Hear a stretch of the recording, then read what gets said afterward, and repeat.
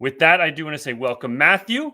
Little bio about Matthew before I bring him in. Matthew Renze is a data science consultant, author, and public speaker. Over the past 2 decades, he's taught over 400,000 software developers and IT professionals. He's delivered over 100 keynotes, presentations, and workshops at conferences on every continent in the world, including Antarctica. His clients range from Fortune 500 companies to small tech startups around the globe. Matthew is a Microsoft MVP in AI, an ASP insider, and an author for Pluralsight, Udemy, and Skillshare. He's also the president of Renze Global, a 501c3 nonprofit organization whose mission is to improve access to technology education for underrepresented individuals in the IT industry. His focus includes artificial intelligence, data science, and machine learning, and he's currently pursuing a master's in artificial intelligence at Johns Hopkins University. Let's give a big Cincinnati software craftsmanship welcome to Matthew Renze. We get a little applause in the chat, if you don't mind. Welcome, Matthew. Cool. Awesome. We'll swap in your slides, and I will get out of your way. Excellent. Thank you. Thank you for having me. Have fun. So over the past few millennia, humanity has gone through several major technological revolutions. Around 10,000 years ago, we entered the agricultural revolution. This revolution led to new technologies like farming, the plow, and the wheel. And as a result, agricultural societies spread from the cradle of civilization to the ends of the earth. Around 250 years ago, we entered the industrial revolution. This revolution led to new technologies like steam power, the factory, and electricity. And as a result, industrial societies flourished and spread across the globe. Less than 100 years ago, we entered the information revolution. This revolution led to new technologies like telecommunications, electronic computers, and digital information. As a result, high-tech societies flourished and spread across the globe and now throughout cyberspace. With each of these revolutions, human society was radically transformed over a relatively short period of time. With each revolution, we saw a wellspring of new technologies that had never existed before. And with each revolution, there were those who prepared and thrived in this new world, and those who were unprepared and became redundant, unemployable, or obsolete. Today, we're entering the next major technology revolution, the artificial intelligence revolution. And like the previous tech revolutions, we'll likely see a fundamental transformation of our economy and our society. We're likely going to see a wellspring of new AI-enabled technologies. And once again, there's going to be some people who will prepare and thrive in this new world, and others who will not be prepared and who will become redundant, unemployable, or obsolete. The purpose of this presentation is to answer the following question. What should I be doing today to prepare my career for the coming wave of AI-enabled automation? What should you be doing right now to prepare as we enter this next major technology revolution? However, I don't want to provide you with a bunch of pie-in-the-sky wishful thinking. I want to provide you with advice that's specific, actionable, pragmatic, and timely. Advice that you'll be able to put to use today in order to ensure your success through the AI revolution and beyond. To answer this question, I'm going to offer you the following 5 recommendations. Educate yourself about AI, upgrade your career for AI, invest in an AI-first economy, use AI responsibly and ethically, and adapt to what comes next or become obsolete. With each recommendation, we're going to go a bit wider in scope and longer in our timescales. But first, before we get into the practical advice, I just want to make sure that we're all on the same page about what artificial intelligence is and what it isn't. So, what is AI? Artificial intelligence is a field of computer science that attempts to create machines that act rationally in response to their environment. An AI is any machine that perceives its environment and chooses actions that maximize the expected likelihood of achieving a goal of some kind. Essentially, it's just a machine that takes data as input and then produces the best output given what it currently knows. Some examples of AI include computers that can play chess, robots that can vacuum your floor, non-player characters in video games, and the navigation software on your smartphone. Any computer algorithm that replicates some aspect of human intelligence or natural intelligence is essentially a form of artificial intelligence. Now, when I say artificial intelligence, many of you will immediately think of sentient robots like R2-D2, Data from Star Trek, HAL 9000, or other robots like this. And this is what we refer to as artificial general intelligence or general AI.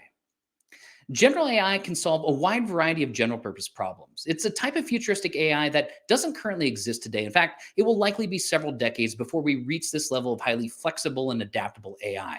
However, this is the direction that things are currently moving and the eventual goal of many AI research projects. On the other hand, many of you may think of modern AI like IBM's Watson, Amazon Alexa, or Google's self-driving car. This is what we call artificial narrow intelligence, or narrow AI. Narrow AI is focused on solving a very narrow set of specific problems. It's the type of AI that exists today, the type of AI that we're going to be talking about during this presentation. However, it's also the type of AI that will likely revolutionize our world over the next few decades. Now, it might surprise some of you that artificial intelligence has been around for quite some time. In fact, the field of artificial intelligence dates all the way back to the 1950s. In the past, we had some machines that were capable of making rational decisions. However, they had to be explicitly programmed to make these decisions, and they could only operate successfully in very constrained environments. There was a lot of hype about what artificial intelligence would eventually be able to do. Experts predicted that machines would soon replace all human labor, but it never happened. And by the end of the 90s, machines couldn't even solve basic general purpose tasks that even a toddler could solve. So the inflated hype about the potential of AI and then subsequent disillusionment when none of this stuff ever happened led to what we now refer to as the AI winters. Multiple periods between the late 70s into the early 2000s where funding for artificial intelligence had almost entirely dried up. However, by the mid 2000s, the last AI winters ended and things are really starting to warm up again. Today, AI is booming because of recent advances in machine learning, deep learning, and reinforcement learning. These advances are largely the result of four changes that have occurred over the past few decades. We now have a tremendous amount of data available. We now have significantly more compute power available. We have better algorithms for training AI models. And we now have a much more disciplined approach to AI, a data science approach. So if these trends continue into the near future, AI is likely to become even more lucrative as it begins to disrupt almost every industry imaginable. So to quickly recap, what is AI? AI is any machine that can act rationally in response to its environment. We're talking specifically about narrow AI, which can solve only a very limited set of problems. And it's an industry that's been through various cycles of booms and busts, largely based on the ratio of hype versus real world applications. So hopefully we're all on the same page now about what artificial intelligence is and what it isn't. All right, so step one, educate yourself about AI. Why is education important during a technology revolution? Why can't we just continue going about our day-to-day lives as the world changes around us? With each of the previous technology revolutions, there was a need to update human education to function in the new world. With the agricultural revolution, humans had to become proficient with agricultural technologies. As a result, we had to learn how to farm, domesticate animals, and use a plow. With the Industrial Revolution, humans had to become proficient with industrial technologies. As a result, we had to learn how to operate steam engines, run machinery, and use electricity. And in the Information Revolution, humans had to become proficient with information technologies. As a result, we had to learn how to use telephones, work with computers, and program software. With the AI revolution, humanity will once again need to update its basic skill set to become AI literate. We need to learn how to train AI models, develop AI applications, and use AI tools. You see, whether you realize it or not, our world is going through a major transition as we speak. We are currently entering the era of artificial intelligence and machine learning, a future where machines will be doing many of the jobs that humans are currently doing today. As a result, the software industry is preparing to go through a major workforce transition as well. In the past, we'd have to explicitly program a computer step by step to solve a problem. This involved a lot of if-then statements, for loops, and logical operations. Today, however, machines can teach themselves how to solve problems on their own. We just need to provide the data. And now, this is a radically different way of working with a computer than we're used to as software developers and IT professionals.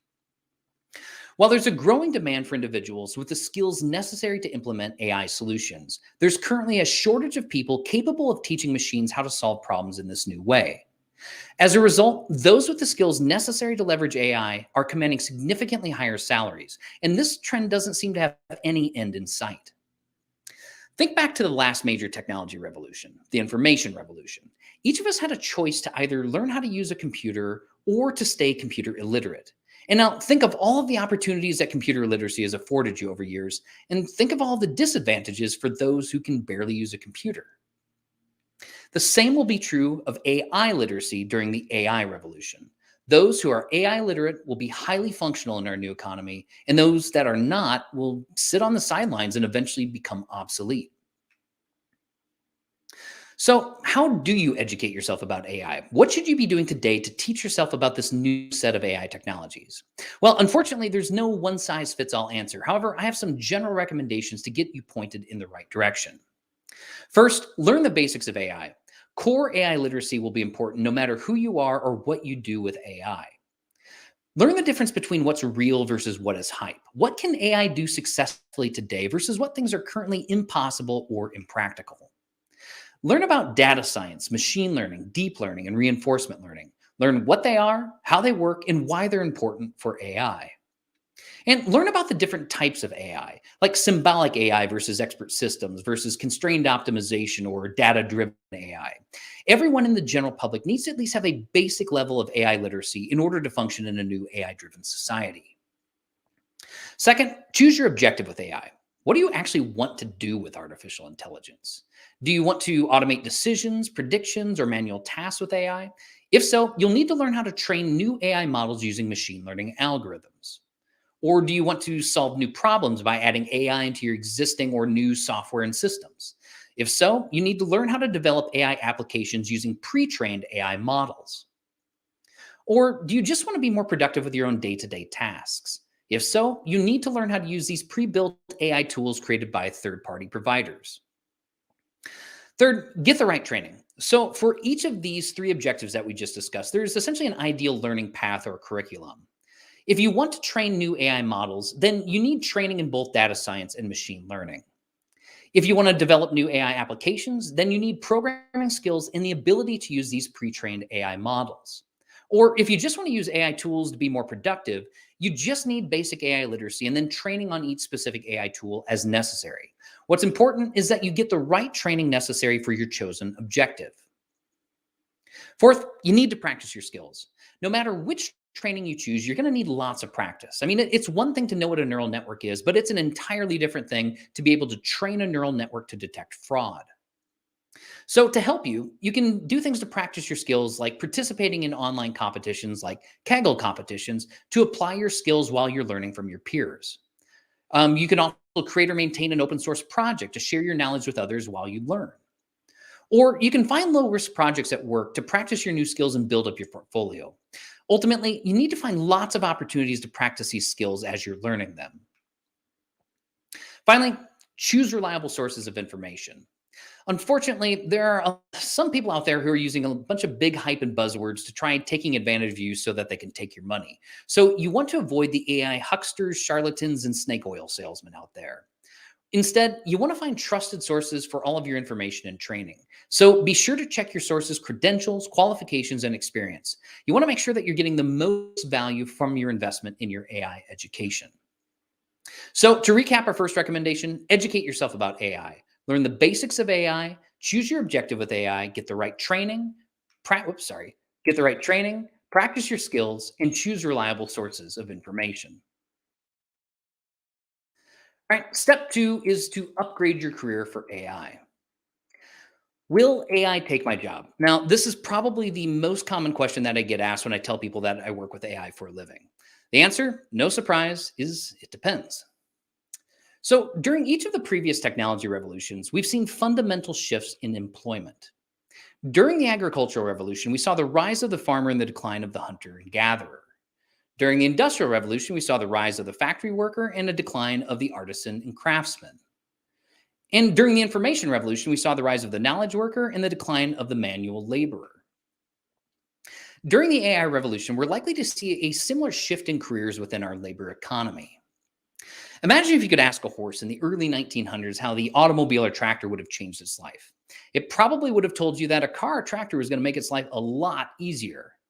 Well, unfortunately for the horse, these technologies also made them obsolete to the economy. In fact, we hit peak horse right in 1915, just as the automobile and tractor began to scale up quickly in production.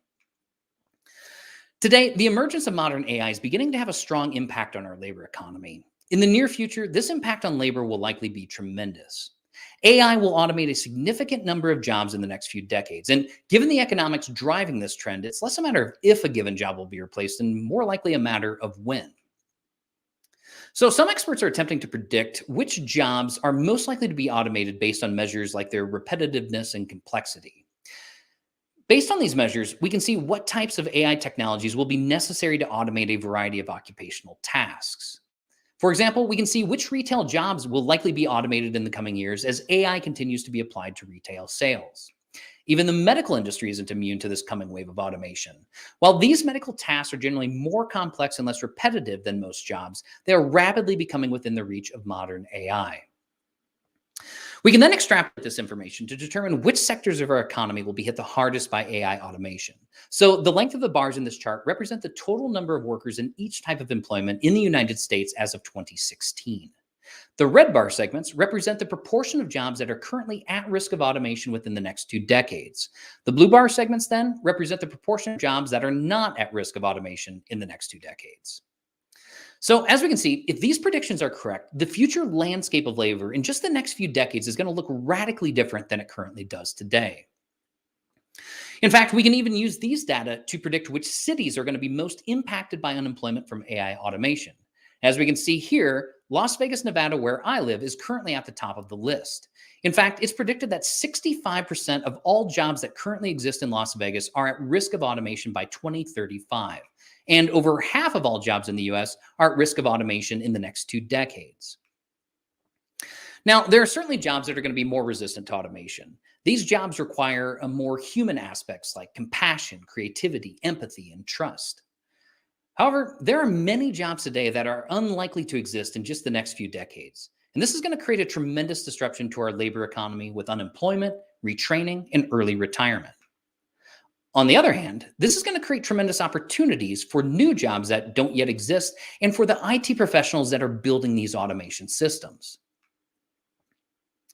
According to the McKinsey Global Institute, AI is expected to automate approximately 600 million jobs. That's roughly 22% of all jobs that currently exist today, gone in less than 10 years. Fortunately, they're also predicting 700 million new jobs will be created by 2030, many of which will be jobs that require AI tech skills. Ultimately, this is going to be a tremendous disruption to our labor economy in less than a decade. The big question right now, though, is whether AI is going to create more jobs than it eliminates. Historically, technology revolutions have created more new job opportunities than they've destroyed. However, there's pretty compelling evidence to suggest that the AI revolution might be different. Essentially, we're beginning to transition from an economy where most of the work of value was done by humans to one where most of the work of value will be done by machines. As a result, it's important that you ask yourself, which side of this new economy will your job be on? The side that's leading our new economy or the side that's being eliminated? All right, so given all of that, how do you upgrade your career for AI? What should you be doing today to prepare your career for AI-enabled automation? First, determine if your job is at risk of automation. Is your job simple, repetitive, dangerous, error-prone, or expensive? If so, it's at a higher risk of being automated. Or is your job complex, creative, strategic, compassionate, or uniquely human? If so, then it's at a lower risk of being automated. However, it's really important to note that most jobs will not be completely automated. Rather, they will be partially automated as many of the day-to-day tasks within each job become automatable with AI. As a result, most people will probably end up spending their workday either managing software or babysitting robots. It looks like you'll eventually either be creating, maintaining, training, modifying, or managing some kind of intelligent system as your job for the majority of people in our labor economy. Second, decide if your company is at risk of becoming obsolete within our AI economy. Are you still using traditional business tools while your competitors are automating with AI? Or are you still relying on guesswork while others are using data to improve decision making? Or are you in an industry that's currently being disrupted by a new AI-enabled business model? If so, you really need to begin helping your company embrace AI now and get them moving in the right direction. Because unfortunately, it is quite likely that many employers that are resistant to this kind of change are just not going to survive this AI revolution, just like we saw with the previous revolution and the societies and the companies and organizations that became obsolete as a result. Third, you need to choose an AI career path. You need to decide how closely and how deeply you want to work with AI. If you want to train new AI models from scratch, you're going to need to find a company with access to lots of data and compute power to use for training these new models. If you want to develop AI applications, then you need to work for a company that embraces technology and has access to these pre-trained AI models from third-party AI providers, which is actually pretty easy because most of these models are available right on the cloud these days. Or if you just want to use AI tools, then you can work for anyone provided that they encourage the use of these new AI tools. Ultimately, you need to decide what you want to do with AI before you can decide on a career path. Fourth, get into the AI value stream. You don't need to work at Google to make a good living in the new AI economy. However, you do want to be part of the AI value stream or the ecosystem that's built on top of AI technologies. And this can involve either transitioning your career into horizontal markets that are positioned within the AI value stream. For example, jobs working on the Internet of Things, big data, virtual and augmented reality, robotics, or drones. Or it can involve transitioning your career into vertical markets that are built on top of AI technologies. Essentially, look for jobs in industries that generate lots of data to train AI models or use AI models to improve their existing products and services. Finally, focus on the uniquely human aspects of your job. Avoid specializing too deeply on the tasks that can be easily automated. These include tasks that are simple, repetitious, error-prone, or dangerous. Instead, specialize on the aspects of your job that cannot be easily automated. These include aspects like human interaction, creativity, compassion, and establishing trust. These are the tasks that will remain when all of the mundane tasks of your job have been automated away. So, to recap our second recommendation, upgrade your career for AI. Determine if your job is at risk of automation, decide if your company is at risk of becoming obsolete, choose an AI career path, get into the AI value stream, and focus on the human aspects of your job. Step 3, invest in an AI first economy. Question: who will be the world's first trillionaire? Who's going to win and who's going to lose in this new AI economy? During the agricultural revolution, we had visionary societies like the Sumerians, Egyptians, and Chinese. They all capitalized on the key technologies of the agricultural revolution. As a result, they became some of the largest and most powerful civilizations on Earth at the time. During the Industrial Revolution, we had visionaries like John D. Rockefeller, Thomas Edison, and Henry Ford. They all capitalized on the key technologies of the industrial era. And as a result, they became some of the wealthiest and most influential people on the planet. During the Information Revolution, we had visionary companies like IBM, Microsoft, and Google. They all capitalized on the key technologies of the information age. And as a result, they became some of the most influential and wealthiest corporations on the planet. During the AI revolution, there will likely be future visionaries, and they're going to also capitalize on these key AI technologies. And as a result, they'll likely become some of the wealthiest and most powerful people, businesses, and governments on the planet. In fact, many experts predict that the world's first trillionaire will likely be generated or created by wealth generated by AI or as a result of AI systems or investments. And I think right now, just to give you an idea, Elon Musk, I believe, is still the wealthiest person in the world. Last time I looked, it was around 300,000, but I think he dropped down to, 300 billion, but I think he dropped down to 200 billion here recently because of fluctuations in the market. But as of right now, he's looking likely to become the world's first trillionaire if we hit a trillionaire here in the near future. So according to the McKinsey Global Institute, AI is expected to generate $13 trillion in real economic value by 2030. That's a 16% increase in our current global GDP in just under 10 years. That is a huge amount of wealth that's going to be generated in a very short period of time. So the AI revolution will likely have a significant impact on our economy and capitalism as we know it. These changes will require that individuals, businesses, and governments need to adapt in order to function in this AI-first or AI-driven economy. First, we're seeing a shift in returns to capital versus returns to labor. So returns to capital are essentially how much money you can make by investing in capital assets. These include investing in machines, software, data, and more. Returns to labor are essentially how much money you can make by soliciting your labor for income. This includes physical labor, knowledge work, and even highly specialized labor.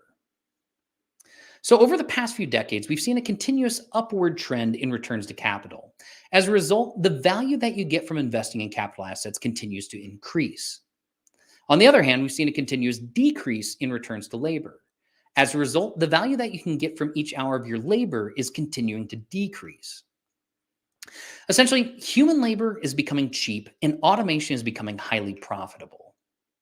This phenomenon is referred to as the Great Decoupling. Essentially, productivity in the USA continues to rise year after year. Then, somewhere around the 1970s, labor compensation breaks away from the productivity gain trend. This diverging trend will likely continue well into the future and become even further amplified with increasing AI automation. Second, data will likely become one of the most valuable resources in our information economy. Those who have the most data and the ability to enable AI with data will wield tremendous power in our information economy. In fact, there are data sets that exist today that are currently valued at over $1 billion, literally just ones and zeros sitting on a hard drive or in the cloud somewhere, worth over $1 billion.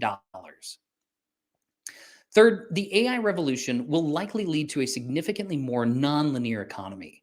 Those who have these smart machines are going to have even more power, and those without smart machines will unfortunately have even less power. As a result, it will likely become progressively harder for individuals, small businesses, and even some governments to compete with large established tech companies unless we do something to change the dynamics of this relationship or regulate the industry in certain ways to keep it more fair and competitive. So, how do you invest in an AI first economy? What should you be doing today to capitalize on AI automation? First, before you make any other investments, be sure to invest in yourself first.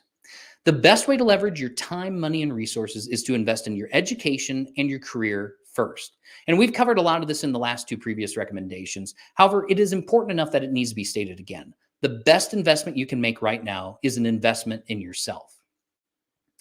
Second, invest in AI solutions to solve real-world problems. No matter who you are, there are AI solutions available today or soon will be that can solve a wide variety of problems that you face on a daily basis. If you're a business manager or business owner, you can use AI to improve business operations. Invest in AI to make better decisions, build smarter products, or automate manual labor. If you're an employee or a contractor, you can use AI to increase your own personal productivity. Invest in off-the-shelf productivity-enhancing tools that will automate the parts of your job that are monotonous, repetitious, or inefficient. And outside of work, we can use AI solutions to make our lives more enjoyable. There's a variety of AI products and services available today that can simplify your life and eliminate those chores that you really don't enjoy doing anyways. However, you need to let economics drive these AI solutions. The benefits that you receive from an AI solution must be greater than the cost to automate and maintain that solution. Otherwise, it's not a worthwhile investment from a purely economic standpoint. Third, don't depend solely on your labor for income. Your labor is going to become progressively less valuable as we automate more jobs. This includes manual labor, knowledge work, and even some highly specialized labor. Instead, you need to begin putting your money into wealth-generating assets. These include investing in companies that sell valuable products or provide automated services. Your labor can only make you money while you're working. However, assets allow you to make money 24 hours a day, even while you're asleep. And this is why it is so important that you max out your 401k every year. Third, invest in the economy as a whole. So the AI revolution is ultimately going to lift the entire economy. So you don't need to try to outsmart the market. You just need to invest in the economy as a whole. And now I'm going to tell you my personal investment strategy, but I need you to keep in mind I'm not a financial advisor. This is not financial advice. This is just what has worked extremely well for me over the years and what I recommend to family and friends when they ask me about this.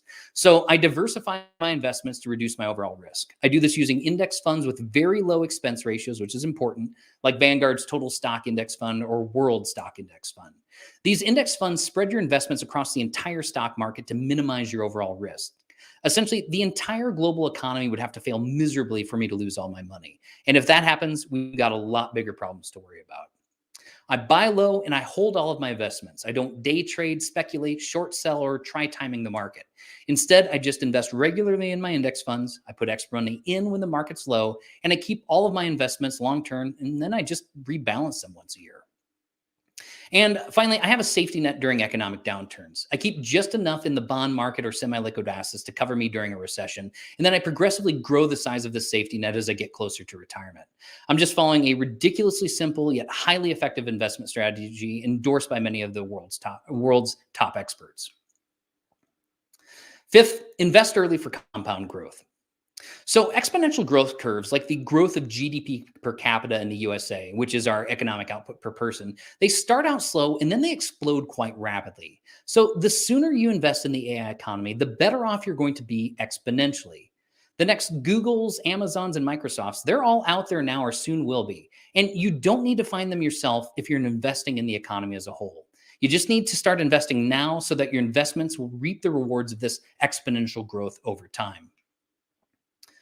All right, so to recap our third recommendation, invest in AI in an AI first economy. Invest in yourself first, invest in AI solutions to real world problems.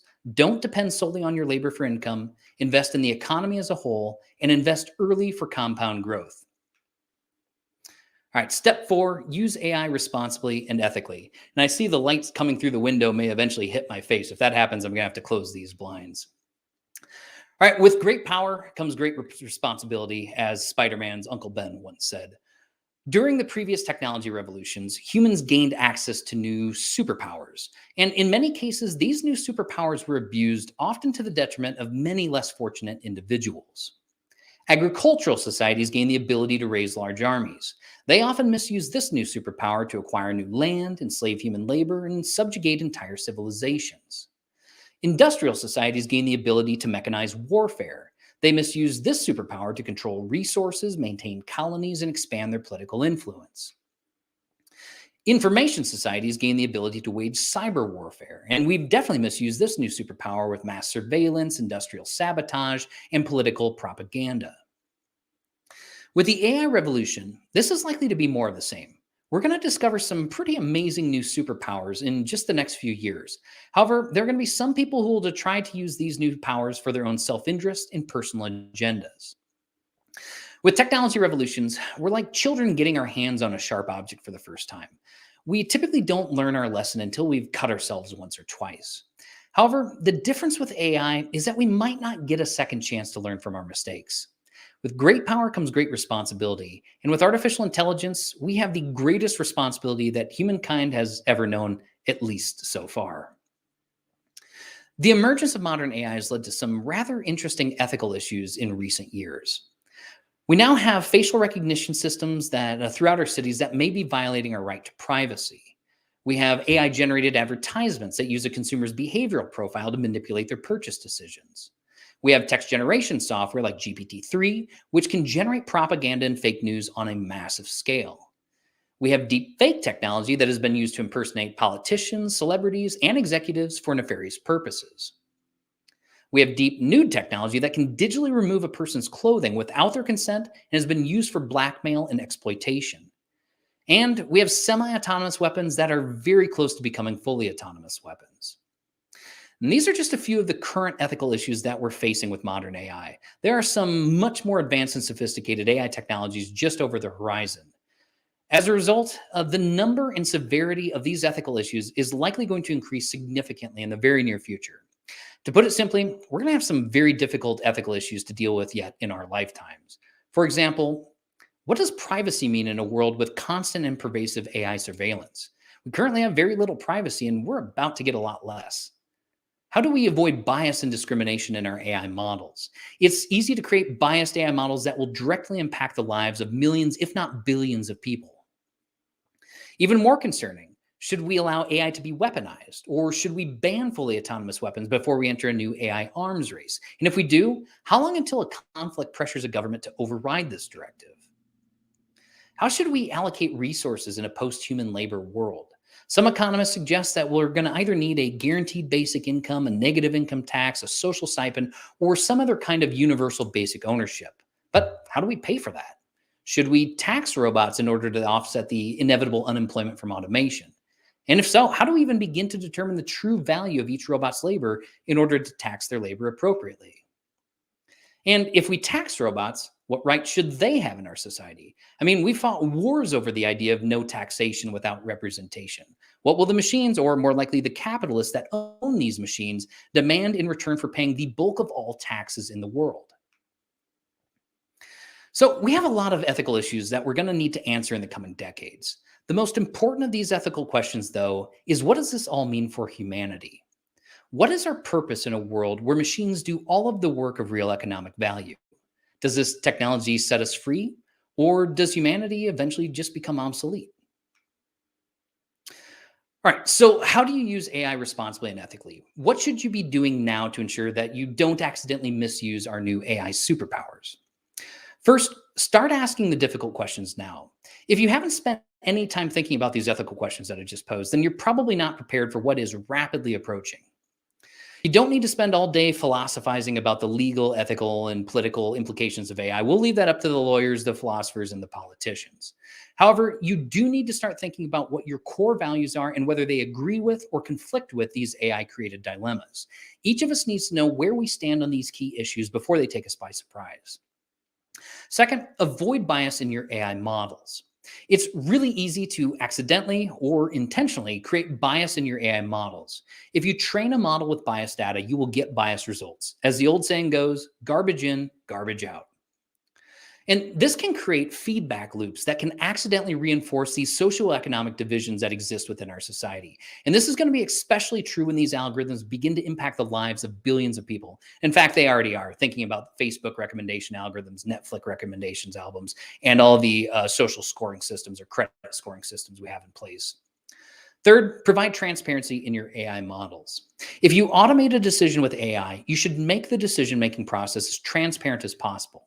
If AI becomes this magic black box that cannot be questioned, then how can anyone gain any recourse or get any recourse when it makes an incorrect decision? As a result, I recommend that you always use the simplest AI tool that effectively solves a given problem. Don't use a complex, deep neural network if a simple decision tree classifier will suffice. And when possible, use explainable AI tools. Explainable AI provides diagnostic explanations for how and why a specific decision was made. Ultimately, ask yourself, could you explain to a judge how your model made its decision? If you can't explain it to the judge or the judge wouldn't understand your explanation, then it is not transparent. Fourth, protect your private data from abuse. Now, if people knew what I could do with their personal data in the right algorithm, they would probably be a lot more cautious. However, the general public is currently several steps behind data scientists in this domain. So you need to think about what you're willing to make public and then protect everything that you want to remain private. Only entrust your private data to organizations that you trust can and will protect your data. And if you are entrusted to protect the data of others, be certain that you can and will protect their data. Finally, demand more from our leaders. Now, we've got some pretty serious AI-related legal, ethical, and social issues that we're going to need to address in the very near future. Unfortunately, most of our politicians have very little understanding of AI and thus are unable to make effective public policy decisions. So you need to choose representatives that understand AI and how it can either be a benefit or a detriment to our future society. In addition, we need to choose the best corporations to lead our society in the right direction. You vote for these corporations every time you spend money on their products and services or use their services. So vote for them with your dollars and your usage and hold them accountable if and when they fail us. To recap our fourth recommendation, use AI responsibly and ethically. Start asking the difficult questions now, avoid bias in your AI models, provide transparency in your AI decisions, protect your data, private data from abuse, and demand more from our leaders. All right, so this leads us to our final recommendation. Adapt to what comes next or become obsolete. Now, in this final recommendation, we're going to go and look at the very big picture. Our time frame is going to extend out to the ends of our lives and beyond. And we're going to get a bit more philosophical here as well. So the question I have is, what becomes obsolete versus what becomes the norm? Why do some aspects of society disappear into obscurity while others become so common that we just take them for granted? During the previous technological revolutions, some things became obsolete while other things became the norm. During the agricultural revolution, hunter-gatherers and nomadic tribes became obsolete while farmers in cities became the norm. During the industrial revolution, slave labor and draft animals became obsolete while factory workers and industrial machines became the norm. During the information revolution, human computers and analog data became obsolete while office workers and digital computers became the norm. During the AI revolution, the question naturally becomes which parts of our world will become obsolete and what new things will essentially just become the norm. Today, we have artificial narrow intelligence, AI that can perform only very narrowly defined tasks and needs to be constantly supervised by humans. This includes everything from your Amazon Alexa to burger flipping robots to self-driving cars. However, within our lifetimes, it is quite likely that we will develop artificial general intelligence, AI that can perform essentially any task a human can perform as well or better than a human. If or when this happens, which will most likely still be in our lifetime, this will be the single most important event in human history. Once we create artificial general intelligence, then artificial superintelligence will likely soon follow. And this is because an AI as smart as a human programmer will be able to rewrite its own code. And this recursive self-improvement will allow AI to grow exponentially more intelligent with each iteration. In addition, the lack of biological constraints on its mind will allow it to grow well beyond the intelligence of a biological brain. Unfortunately, if a super AI doesn't share common interests, goals, and values with humans, this is where things are going to get really uncomfortable for us humans pretty fast. There is simply no way we can compete with something that's literally orders of magnitude more intelligent than us and has no biological limitations. So, no matter how things play out over the next few decades, in the long run, there are really only three likely paths forward for humanity. AI and humanity peacefully coexist together forever. AI destroys humanity if we don't accidentally destroy ourselves first, or AI and humanity eventually merge and become one and the same. I mean, if you really think about it, there really aren't any other real possibilities in the long run. Now, given humanity's historical track record in similar situations, it's unlikely that humans will be able to peacefully coexist with a super intelligent AI forever. We've simply seen too many past scenarios where sufficiently advanced civilizations displace the indigenous population. It's actually much more likely that we'll either destroy ourselves first or AI will eventually displace humanity. And now that might be good for the AI, but that is definitely not good news for us humans. So, given these three options, the most realistic and hopeful path forward for humanity is that we eventually merge with our technology. Essentially, we merge with our technology to the extent that human intelligence and artificial intelligence become indistinguishable from one another. There is no us versus them because it's all the same thing. And now this idea, I realize, may sound far-fetched now, but these cell phones are already an extension of our brain, or the cell phones in our hands are already an extension of our brains. And the younger generation is ready and willing to connect them directly to their minds if and when the technology becomes available. So in many ways, we're already augmenting our human bodies and minds with man-made technology on a daily basis. Everything from wearable devices, artificial limbs, pacemakers, contact lenses, cochlear implants, and more. And in the next decade and beyond, it's likely that we're going to be even more deeply and continuously connected with our technology. For example, coming relatively soon are lightweight augmented reality glasses, implantable IoT devices, low-cost gene editing, and eventually brain-computer interfaces. So it may sound strange to us now, but we are likely one of the last generations of Homo sapiens to inhabit the Earth. Whatever comes next after us is likely going to be very different from what we've known for the past 200,000 years. So, how do we adapt to what comes next to avoid becoming obsolete? What should you be doing today to prepare for whatever comes next?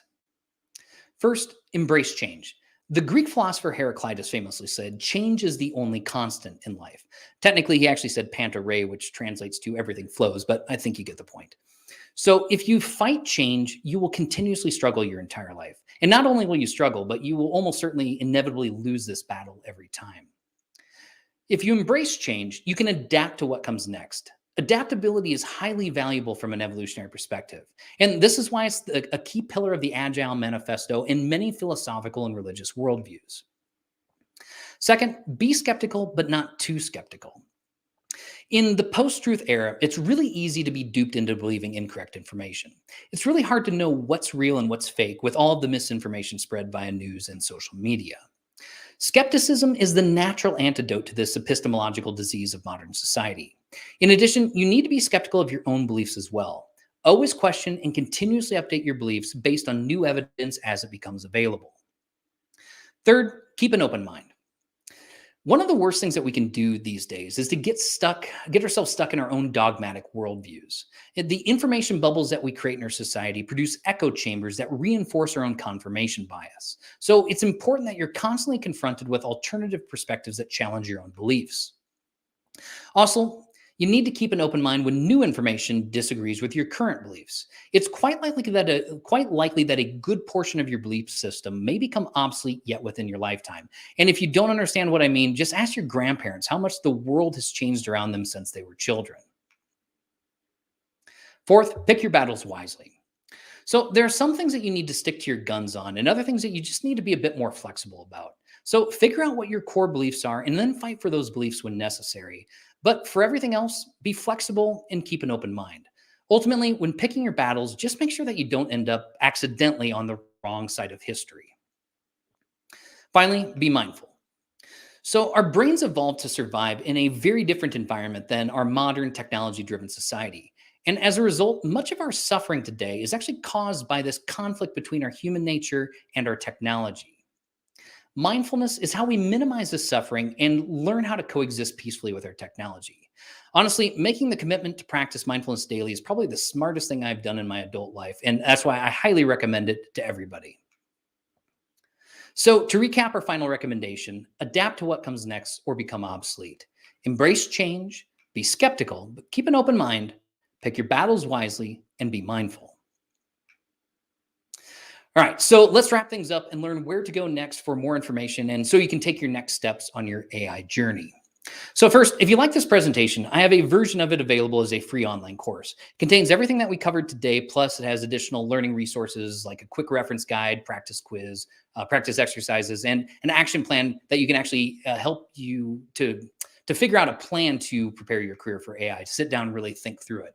Second, I have several other online courses that cover the basics of artificial intelligence, data science, and machine learning. If anybody doesn't have access to Pluralsight, send me an email or through my website, and I'll get you free 30-day access to Pluralsight so you can watch all of my courses and any of the other content there. And third, be sure to check out my website. So I've got tons of free articles, videos, and courses on this topic and more. Fourth, I encourage you to engage with me and the AI learning community. So if there's a way to rate this presentation, be sure to do so to give us feedback, ask questions during the Q&A session, and send me comments via social media, and then just provide me with some feedback to help me improve this presentation. I take your feedback very seriously, and I use it to improve each and every one of my presentations. Fifth, to recap my 5 recommendations to prepare your career for AI, they are to educate yourself about AI, upgrade your career for AI, invest in an AI-first economy, use AI responsibly and ethically, and adapt to what comes next or become obsolete. Finally, how does our story end? So technology is inherently amoral. It is neither intrinsically good nor evil. The exact same technology can be used to take mankind to the moon, or it can be used to propel warheads into cities. As a result, it's going to be up to us as a society to choose whether we want to use AI to make the world a better place for everyone, or to use it for our own power, profit, and control. The choice is ours to make. What will you choose? Thank you very much. Wow. Thank you, Matthew. That was incredible. A lot to chew on there, and definitely some important, heavy concepts. You did a great job. Thank you. Give me 1 second. I'm going to close these blinds so I can get the light out of my face. Go for it. Yeah, while he's doing that, can we get some little applause in the chat? Yeah, he's gonna win against those blinds, that's for sure. I didn't see too many questions, mostly just reactions in the chat.